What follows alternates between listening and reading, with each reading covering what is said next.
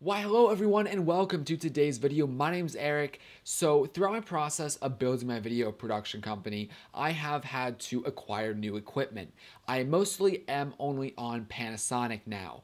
Panasonic GH5 is what I'm using right now. My second camera is a G85, but my old gear was all Canon. So my main camera was a Canon T3i, which is right here. And although I love this camera, it's not necessarily for what I'm doing right now.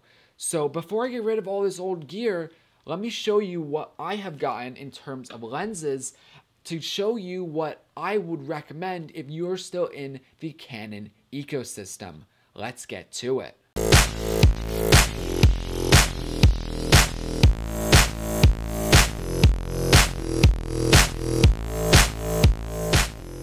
So jumping into our first lens, the kit lens, the 1855mm f3.5 to 5.6, I believe it is. Absolutely hate this lens. Now, if you're a beginner, if you're starting off, yeah, sure, this lens is great, but once you get into more professional work, once you care a bit more about depth of field, this lens doesn't cut it at all. I just have this lens just hanging around the office. I have not used it in well over a year. So once I started hating the kit lens, the first lens I bought was the Nifty 50, a roughly $100 50mm f1.8. At f1.8, it's going to be great in low light. It's going to offer a lot of shallow depth of field. So this is going to be great for portraits when you're doing photo shoots of families, friends, clients, whatever. It also is great for product shots, for in-studio stuff with good lighting.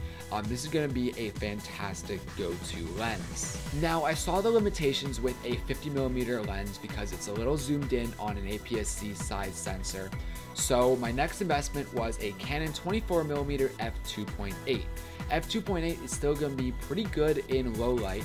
It also is at 24mm, so you're actually going to get some decent depth of field. Also, this lens can focus relatively close to your subject, so this made this lens another great product shot lens. It also is pretty good for portrait photography. I also use this lens for sit-down shots like this for YouTube. So this lens was really great, great because of its size as well, easy to throw in a bag, carry around, whatever. At 24mm, that lens still was not wide enough for me at some times, so I got the Tokina 11-20mm f2.8. Again, really good in low light. This lens was great for event videography, so we're talking Sweet 16s, weddings. I even did like real estate shoots with it, and this lens was just fantastic. Great sharpness, really wide angle, even for shots like this, especially if you're in a relatively small location. This lens really was able to add to your location. Not a ton of depth of field, but not bad at f2.8. On the flip side, I needed a telephoto lens, so I got the Canon 70-300mm lens. This has a variable f-stop, so when you're zooming in, it gets relatively dark, so not good in low light at all. That wasn't the deal breaker for me. The problem with this lens is there's no image stabilization. Canon does make another lens. I think it's roughly around a 70-250mm lens. So it doesn't zoom in as much, but it does have image stabilization, which makes the lens a lot more usable. So this lens definitely was the least used in my arsenal, but I still needed to keep it around for when I did need to use a telephoto lens. So if I needed to choose one lens out of all of these, one lens that I only had, it would probably be the Canon 24mm f2.8.